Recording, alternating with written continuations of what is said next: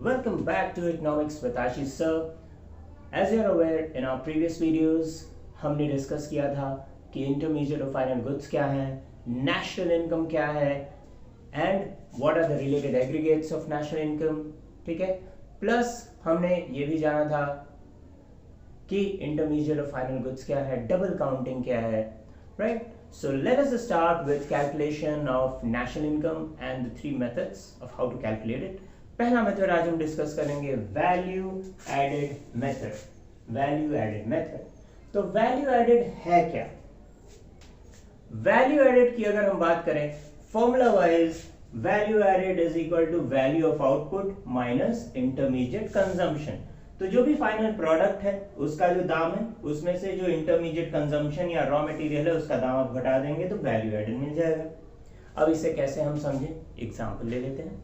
Let's say कि एक baker, ठीक है, एक बेकर ने एक मिलर से, जो आटा चक्की वाला है, उससे 20 रुपए का आटा खरीदा, व्हीट फ्लावर, और वर्थ 20 रुपीज.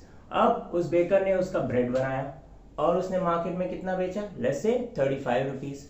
ठीक है, तो वैल्यू ऑफ प्रोडक्ट यहां क्या हुआ, ब्रेड का दाम जो कि 35 रुपीज हो गया, और रॉ मटेरियल इंटरमीडिएट कंजम्पशन यहां क्या हुआ, व्हीट फ्लावर, जो आटा है वो इंटरमीडिएट गुड हो गया उसके लिए. आटा कितने का था, 20 रुपए. तो वैल्यू एडेड क्या हो जाएगा, यहां पे वैल्यू एडेड की हम बात करेंगे तो क्या हो जाएगा, वैल्यू एडेड, मैं VA लिख लेता हूं, is equal to value of output यानी ₹35, ठीक है, minus raw material, wheat flour का दाम क्या था, ₹20. तो कितना हो गया, ₹15. ये वैल्यू एडेड हो गया, 35 माइनस 20, 15. तो इस तरह से हमें वैल्यू एडेड मिल जाएगा. अब ये क्या है, वैल्यू एडेड जो ये हुआ, यहां सिर्फ एक प्रोड्यूसिंग यूनिट की बात हो रही है. यहां पे जो बेकरी है वो एक प्रोड्यूसिंग यूनिट हो गई.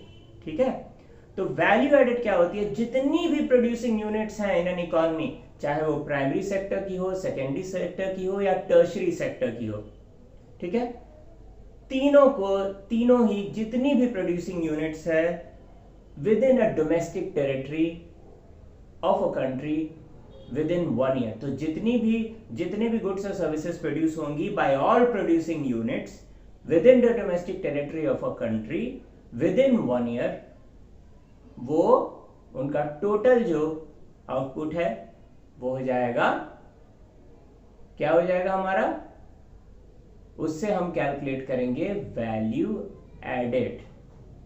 यानी जितना भी उनका आउटपुट है वो वैल्यू ऑफ आउटपुट हो जाएगा. उसमें से सबसे हम, चाहे वो primary sector, secondary sector, tertiary sector, तीनों के जो है intermediate consumption by primary sector, consumption by secondary sector, consumption by tertiary sector.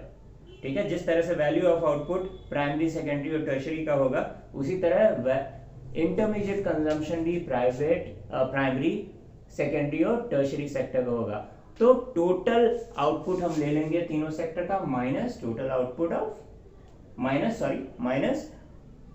Total intermediate consumption by all the 3 sectors. ये हमें दे देगा value added.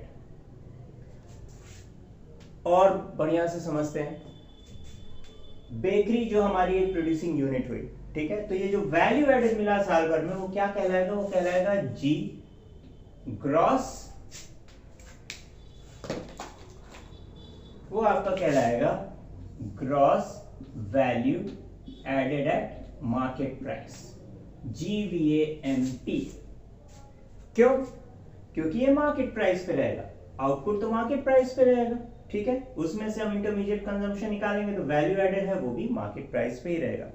So some of, अब हम जितनी भी प्रोड्यूसिंग यूनिट्स हैं पूरी डोमेस्टिक टेरिटरी में, उन सभी का जो टोटल वैल्यू एडेड है, अगर हम उसे जोड़ेंगे विद इन 1 अकाउंटिंग ईयर, ध्यान रहे, तो वो क्या मिल जाएगा हमें, सिग्मा GVA. सिग्मा यानी समेशन का साइन है, sigma cross value added at market price, सभी प्रोड्यूसिंग यूनिट्स का वैल्यू एडेड अगर हम एक साथ तो वैल्यू एडेड जो क्या हो जाएगा, gross value added at market price होगा। क्यों, अभी डेप्रिसिएशन नहीं हटाया गया।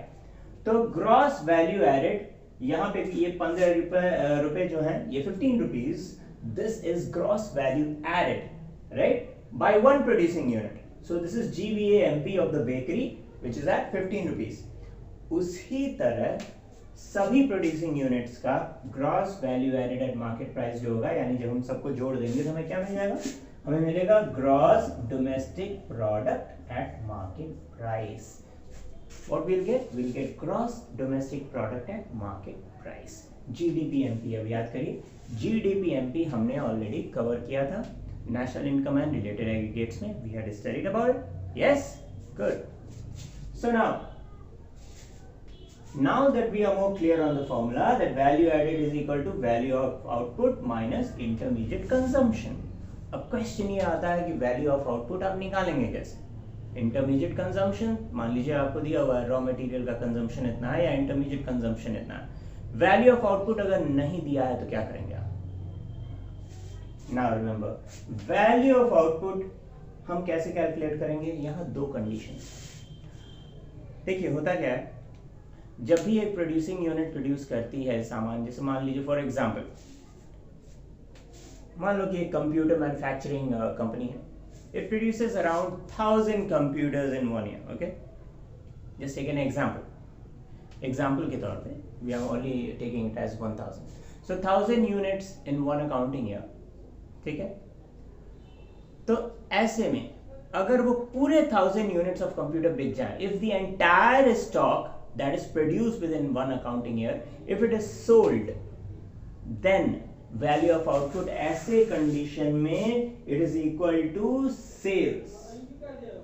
पहला कंडीशन, अगर एंटायर आउटपुट बेच दिया गया है उसी अकाउंटिंग ईयर में, यानी कोई रिमेनिंग अनसोल्ड स्टॉक नहीं है, तो ऐसे में value of output is equal to sales. Alright, and what if there is some stock that is remaining. कुछ स्टॉक अभी भी बच गया है. ये तो पहला सिनेरियो था. दूसरे सिनेरियो में लेट्स से कि 1000 यूनिट्स प्रोड्यूस थे लेकिन 50 यूनिट्स ऑफ कंप्यूटर्स स्टिल बच गए, नहीं बिके, yet there is some remaining stock that is unsold. ऐसे में हमेशा formula will change. It will change to sales plus change in stock. तब हमारा वैल्यू ऑफ आउटपुट क्या हो जाएगा. मैंने VAL लिखा है यहाँ पे, वैल्यू है, समझ लीजिए. Value of output is equal to sales plus change in stock. ठीक है. चेंज इन स्टॉक कॉमर्स के स्टूडेंट हो, अच्छे से मालूम है. अकाउंटेंसी में भी वही है. Change in stock is equal to closing stock minus opening stock. Sorry, कुछ इकोनॉमिक्स ह्यूमैनिटीज वाले भी बच्चे हैं. Okay, so change in stock is equal to closing stock minus opening stock. Closing stock क्या है. The stock of the goods that remains at the end of the accounting year. और जो beginning of accounting year में जो रहता है stock of the, यहाँ पे हमने कंप्यूटर की बात की है, तो जो बिगनिंग ऑफ द ईयर में जितने कंप्यूटर के यूनिट्स रहेंगे वो ओपनिंग स्टॉक है, और and of the accounting year में जो बचेंगे वो क्लोजिंग स्टॉक है. सो क्लोजिंग स्टॉक जितने भी यूनिट्स हो माइनस ओपनिंग स्टॉक, इससे हमें मिल जाएगा चेंज इन स्टॉक. तो sales plus change in stock. ठीक है. अब एक क्वेश्चन आता है कि अगर सेल्स का अमाउंट भी नहीं दिया हुआ है तो तब क्या करेंगे. ऐसे में क्वांटिटी और प्राइस तो दिया होगा, तो ऐसे में हम देखेंगे कि क्वांटिटी और प्राइस दिया है कि नहीं. सो सेल्स हम कैसे कैलकुलेट करेंगे. Quantity into price. ठीक है.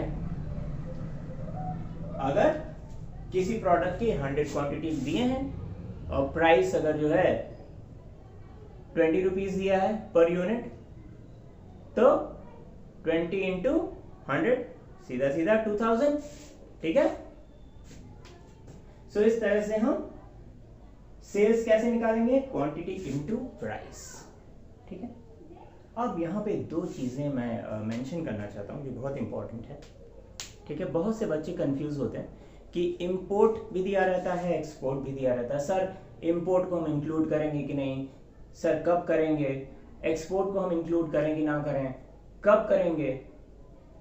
इसके लिए ध्यान से सुनिए.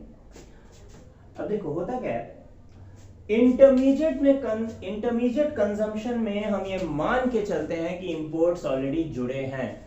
we always assume that intermediate consumption includes import. Alright? Why? Because it's an open economy.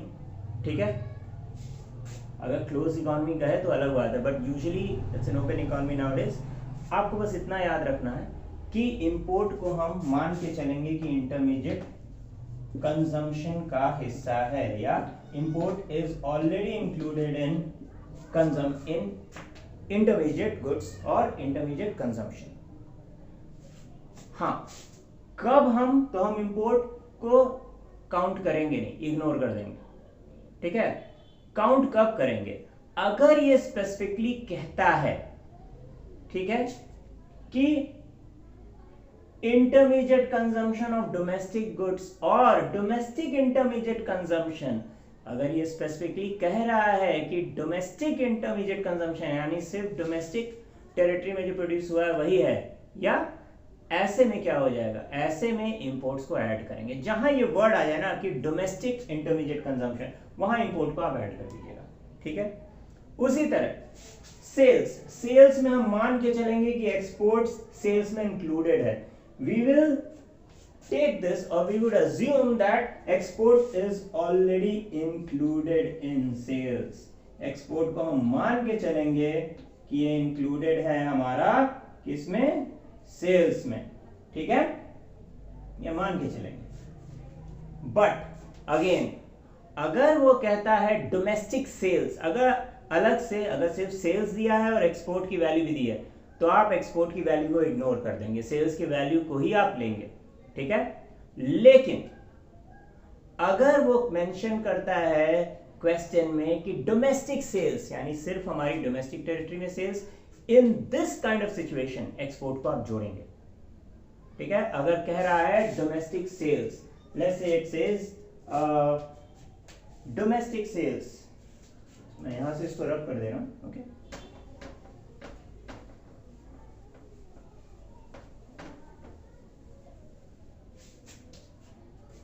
अगर क्वेश्चन में कह रहा है domestic sales,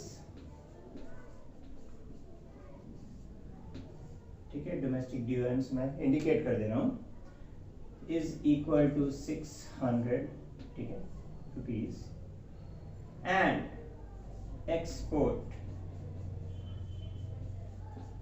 is equal to 200 rupees. मैं अभी लिख दे रहा हूं, लेकिन आप लोग हमेशा रुपीज पहले लिखिएगा. देन इन दिस केस हमारा जो सेल्स होगा, टोटल सेल्स हम क्या लेंगे? ऐसे में हम टोटल सेल्स दोनों को ऐड करके लेंगे, यानी 600 plus 200 which would be rupees 800. ठीक है? क्लियर? तो ये हमें ध्यान देना है. This is something that we have to. Okay, तो ऐसे में हम डोमेस्टिक सेल्स क्या लेंगे? 600 प्लस एक्सपोर्ट का 200. तो सेल्स ऐसे में क्या हो जाएगा? To become rupees 800. ठीक है? क्लियर? ये हम ध्यान देंगे. Alright, so value added method में इतना ही. ऐसे ही हम कैलकुलेट करेंगे. अब हम क्वेश्चंस करेंगे, न्यूमेरिकल सॉल्व करेंगे. We will deal with more detail of it. Alright, okay, see you in the next class.